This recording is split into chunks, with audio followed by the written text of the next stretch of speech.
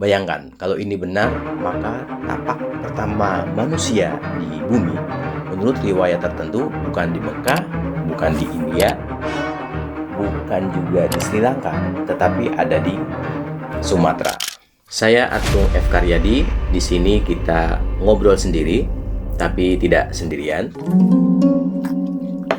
Karena kita punya teman, sumber primer, teks manuskrip, karya, data dari para penulis pendahulu kita. Let's go, kita ngobrol. Pernahkah kamu mendengar nama Pulau Serendip? Jangan buru-buru jawab Sri Lanka, karena siapa sangka pada abad ke-17, seorang ulama besar dari Makassar, yaitu Syekh Yusuf Tajul Kholwati Al-Makassari, justru bersyukur ketika diasingkan Belanda ke sebuah pulau yang katanya ternyata Pulau Serendip. Beliau menulis surat ke murid-muridnya di Makassar dan Banten. Saya bersyukur diasingkan ke pulau ini, Pulau Serendip, tempat turunnya Nabi Adam. Tapi tunggu dulu. Penelitian para ahli kemudian menunjukkan bukti bahwa Serendip mungkin bukan Sri Lanka. Serendip diduga kuat adalah Suwarna Dwipa atau Pulau Emas, nama kuno untuk Pulau Sumatera. Saya sedang membaca jilid pertama Tafsir Al-Azhar karya Buya Hamka. Di halaman-halaman awalnya, Buya mengupas tuntas soal ini dengan cara yang bikin kita berpikir ulang. Beliau mengumpulkan semua riwayat, baik klasik maupun yang di era beliau, lalu dengan cerdas membedakan mana yang bisa dipegang dan mana yang sekedar cerita bagus-bagus untuk khayal. Hari ini kita akan ngobrol soal itu. Plus, saya akan tambahkan data-data dari berbagai sumber yang tidak sempat dimuat oleh Buya. Dari Ensiklopedia Britannica, jurnal akademik, maupun kitab kuno abad ke-10, hingga foto-foto makam Siti Hawa di Jeddah yang sudah dihancurkan pada tahun 1928. Mari kita mulai.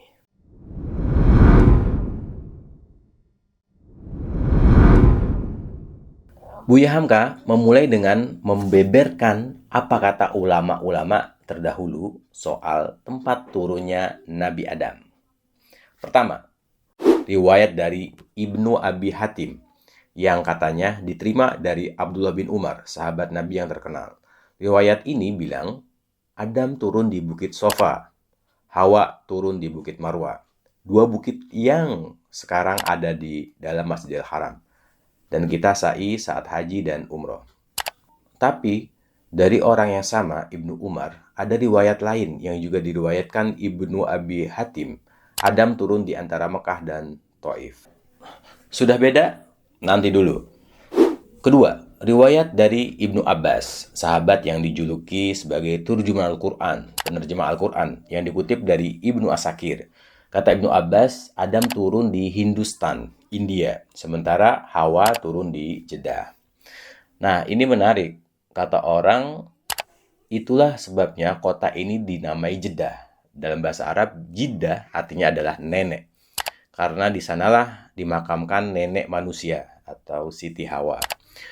Ketiga, riwayat lain bilang, bukan di Mekah, bukan di India, tapi di Pulau Serendip. Pertanyaannya, Serendip itu di mana? Buya Hamka lalu mengajak kita jalan-jalan di abad ke-17, mengikuti surat-surat Syekh Yusuf Tajul Kholwati. Syekh Yusuf, atau yang bisa kita kenal sebagai Al-Makassari ini, adalah ulama besar dari Makassar yang melawan Belanda. Setelah ditangkap, beliau diasingkan ke Ceylon atau Ceylon, sekarang Sri Lanka. Dari sana beliau berkirim surat ke murid-muridnya di Makassar dan Banten. Dalam surat itu beliau selalu menyebut, saya bersyukur diasingkan ke Pulau Serendip, tempat turunnya nenek kita Nabi Adam. Jadi menurut Syekh Yusuf Al-Makassari dan masyarakat muslim abad ke-17, Serendip adalah Ceylon dan Sri Lanka. Tapi Buya tidak berhenti di situ. Beliau kemudian memaparkan penelitian ahli-ahli baru pada masanya dan mengatakan, sebentar, bisa jadi keliru.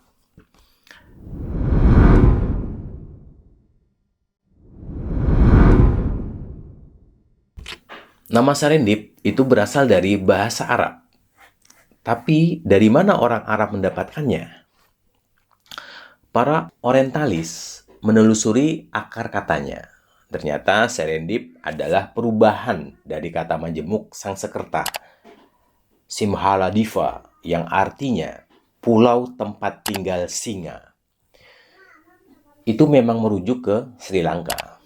Tapi tunggu, dalam Ensiklopedia Britannica edisi lama, disebutkan bahwa kata serendip ini sudah dipakai setidaknya sejak tahun 361 Masehi.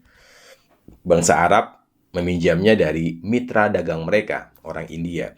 Dan kata ini kemudian terkenal di barat lewat dongeng Persia berjudul Tiga Pangeran Serendip, yang melahirkan kata serendipity, artinya menemukan sesuatu secara tidak sengaja. Jadi Sri Lanka kan? Belum tentu. Belum tentu. Saya buka buku Lobutua, Sejarah Awal Barus, yang diedit oleh Claude Roylott, diterbitkan Yayasan Ober Indonesia tahun 2015.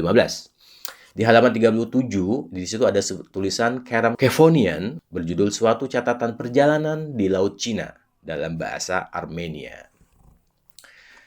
Kevonian meneliti sumber-sumber Armenia kuno. Di situ ada Serendip ditulis sebagai Osegetin. Dalam bahasa Sanskerta ini berarti suara dwi bumi atau bumi emas. Dan kata itu dibandingkan dengan Suwarna Dwiva, pulau emas. Nah, Suvarna Dwiva itu dalam tradisi Sangsekerta merujuk ke Pulau Sumatera. Ramayana menyebutnya sebagai Pulau Emas dan Perak. Kevonian bilang, ada kekeliruan di masa lalu antara dua istilah Arab yang mirip, satu untuk Sri Lanka, satu untuk Sumatera. Akibatnya banyak teks kuno yang menyampur adukan keduanya. Jadi ketika Syekh Yusuf bilang, saya di Serendip, apakah beliau sedang berada di Sri Lanka atau di Sumatera? Karena Sumatera juga disebut Serendip dalam beberapa teks. Ini perdebatan yang masih terbuka.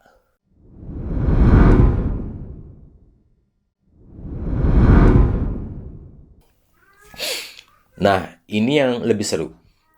Ada kitab klasik yang sangat menarik.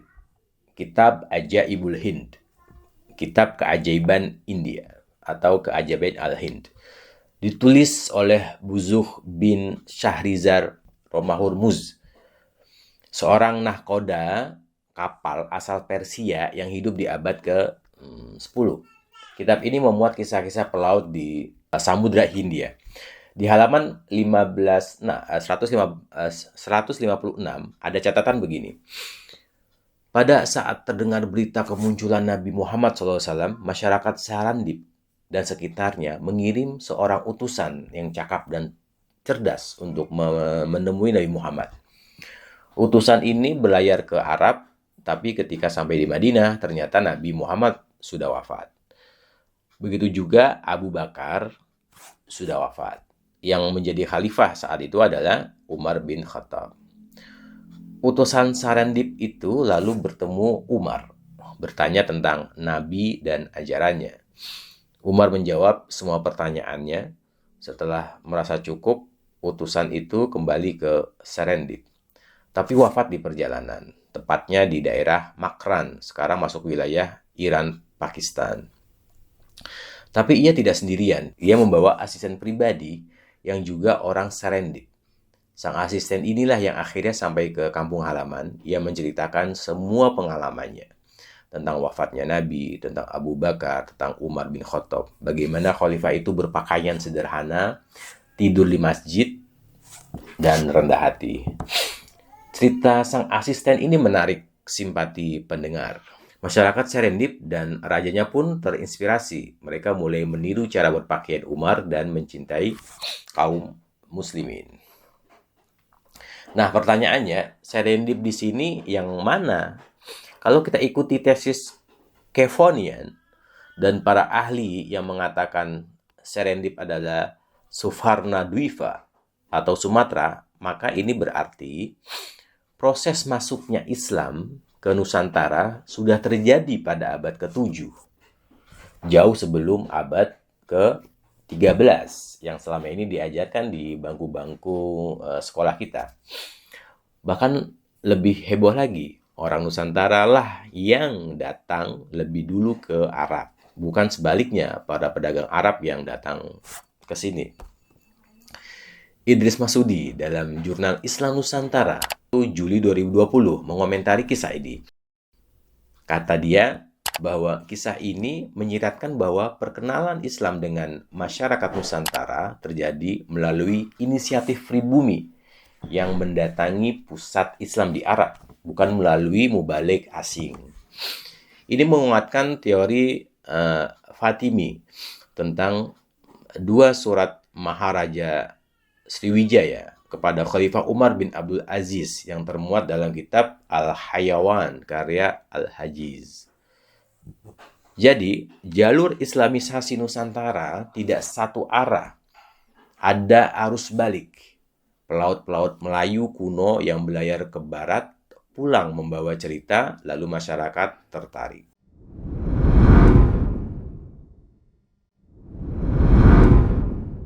Sekarang kita pindah ke Jeddah karena soal Siti Hawa. Ada juga riwayat yang mengaitkannya dengan kota ini. Saya buka Wikipedia, ada artikel tentang makam Hawa yang ternyata benar-benar pernah ada di Jeddah dan foto-fotonya masih tersimpan. Foto ini diambil tahun 1864, masa Ottoman. Makamnya panjang sekali. Menurut catatan konsul Inggris, Jordan tahun 1926, panjangnya sekitar 200 yard atau hampir 200 meter. Lebarnya cuma 4 yard atau sekira 3,6 meter. Di tengahnya ada masjid kecil. Richard Francis Burton, penjelajah Inggris yang juga menerjemahkan 1001 Malam, membuat denah makam ini. Ia menyebutkan bahwa pengunjung bisa membayar bakhesos uang tip kepada penjaga, lalu penjaga akan mengangkat lemparan batu di lantai untuk memperlihatkan pusar Siti Hawa. Penjelajah Prancis Emile Felix Reuter memperkirakan panjang makam ini sekira 130 meter. Sildar Iqbal Alisha, publisist asal Afghanistan, menulis dengan nada setengah bercanda. Hawa pastilah perempuan dengan proporsi yang luar biasa. Makam aslinya katanya hanya 8 kaki. Tapi entah bagaimana makam ini membesar secara misterius sampai ukuran raksasa. Gubernur Ottoman di Hijaz, Aunur Rafiq, 1882 sampai 1905, pernah mencoba merobohkan makam ini karena dianggap tidak sesuai dengan ajaran Islam. Tapi muncul protes publik. Beliau lalu berkata dengan sinis, "Kalian mengira ibu kita setinggi itu. Kalau kebodohan ini internasional, biarkan saja makam ini berdiri." Akhirnya pada 1928, Pangeran Faisal, wakil dari Raja Hijaz, menghancurkan makam ini.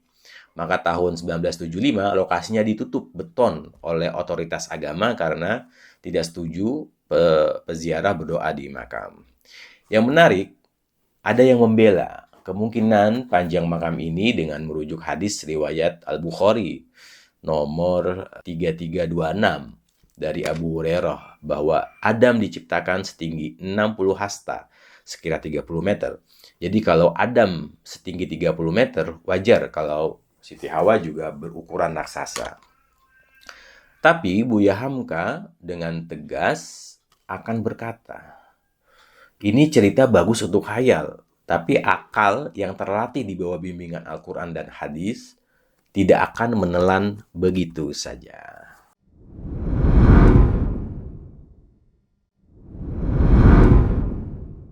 Kita balik ke Sri Lanka. Di sana ada gunung terkenal, Puncak Adam atau Adams Peak. Tingginya 2.243 meter, terletak di tengah pulau. Di puncaknya ada batu dengan cekungan sepanjang 1,8 meter yang dipercaya sebagai tapak kaki. Tapi tapak kaki siapa? Semua agama punya klaim. Buddha bilang itu tapak kaki Buddha. Sementara Hindu bilang itu tapak kaki dewa Siwa. Siva Nolipata Malai. Muslim, Kristen, Yahudi bilang itu tapak kaki Nabi Adam saat pertama turun ke bumi. Orang Sinhala menyebut gunung ini Samanalakanda, gunung kupu-kupu. Ada dua alasan, karena dewa Saman dipercaya tinggal di sini, dan karena setiap musim ribuan kupu-kupu berimigrasi ke gunung ini. Nama-nama lainnya ada Ratnagiri, Bukit Permata, Samantakuta, Puncak Saman, Svarga Rohanam, mendaki ke surga. Ensiklopedia Britannica 1910 mencatat bahwa gunung ini sudah lama menjadi tempat ziarah lintas agama. Sebuah batu berongga di puncaknya bagi Muslim tapak Adam, bagi Buddha tapak Buddha, bagi Hindu tapak Siwa, bagi Kristen Portugis adalah tapak Santo Thomas, dan juga yang bilang tapak Ratu Sandas dari Habasya. Tapak itu kini dilindungi atap kokoh dijaga para biksu yang tinggal di vihara di lereng gunung.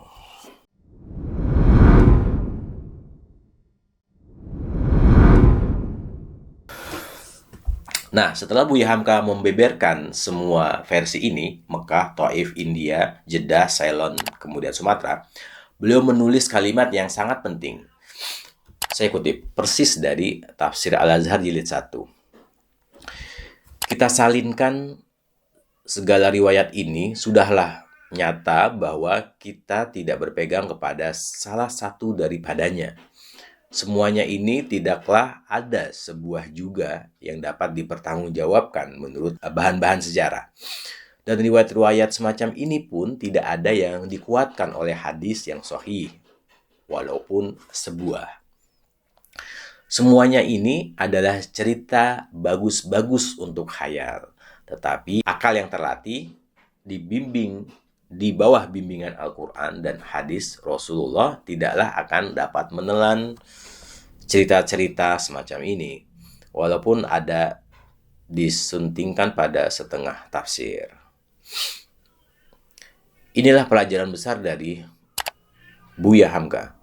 Beliau ulama besar, ahli tafsir, tapi berani bilang bahwa ini mitos, ini dongeng, jangan diimani. Beliau hormat pada ulama klasik, beliau kutip pendapat mereka, tapi beliau juga kritis, beliau tidak latah. Bayangkan di zamannya tafsir ini ditulis tahun 1960-an. Sikap kritis seperti ini tidak umum. Banyak orang lebih suka percaya cerita-cerita mistis karena terasa lebih sakral. Tapi Buya bilang akal yang terlatih di bawah bimbingan Al-Quran dan hadis tidak akan menelan begitu saja.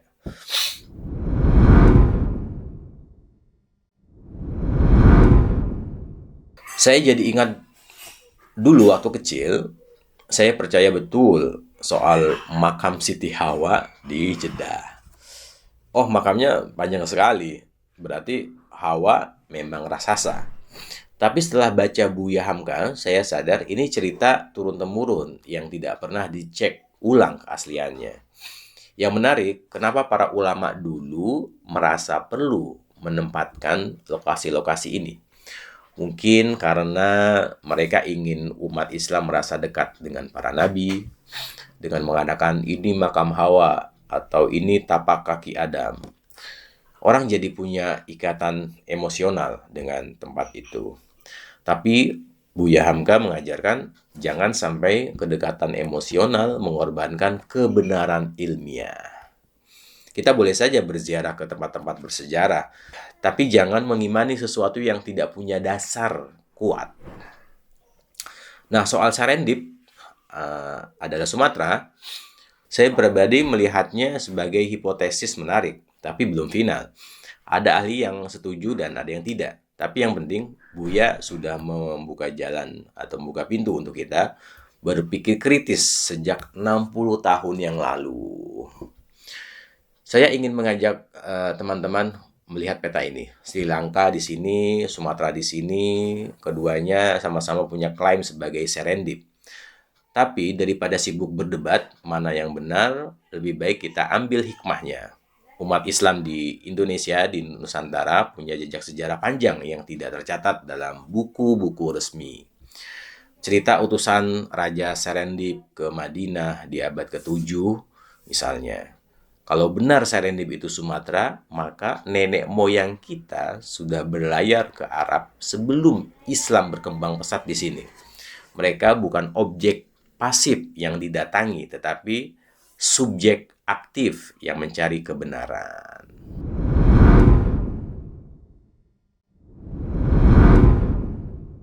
Jadi, di mana sebenarnya Adam turun ke bumi? Menurut Al-Quran, di bumi, titik. Allah tidak memberi koordinat GPS. Yang penting bukan lokasinya, tapi bagaimana kita menjalani tugas sebagai khalifah di muka bumi ini. Tapi soal Pulau Serendip itu bisa jadi bahan diskusi yang seru di kolom komentar. Buat yang pernah ke Aceh, Padang, ke Barus, kawasan emas di Sumatera Barat, mungkin ada cerita lokal soal ini. Atau yang pernah mendaki puncak Adam di Sri Lanka. Bagaimana pendapatnya? Bagaimana pengalamannya? Silakan berkomentar. Saya juga punya pertanyaan buat teman-teman. Apakah kita selama ini terlalu mudah menelan cerita-cerita mistis dalam sejarah Islam? Dan bagaimana cara membedakan mana yang fakta sejarah, mana yang sekedar cerita penguat iman, mana dongeng, mana rekayasa, dan mana itu benar-benar fakta, mitos, dan sebagainya. Tulis pendapat kalian di komentar, saya akan baca satu persatu. Untuk video berikutnya, saya enaknya bahas apa ya? Mungkin ada usul?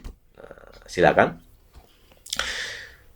Jangan lupa subscribe channel ini, Atung F. Karyadi, tekan lonceng biar dapat notifikasi. Share video ini ke teman-teman yang suka sejarah dan cerita-cerita yang tidak biasa. Dan kalau di rumah ada kitab lawas, buku langka tahun mungkin sebelum atau setelah merdeka, atau kisah lokal yang ingin dibahas, boleh informasikan ke saya, siapa tahu bisa kita kolaborasikan. Bisa kita jadikan konten bareng-bareng, karena saya yakin banyak harta karun sejarah yang tersimpan di rumah-rumah kita. Tinggal bagaimana kita menggalinya. Saya Atung F. Karyadi, sampai jumpa di Ngobrol Sendiri berikutnya.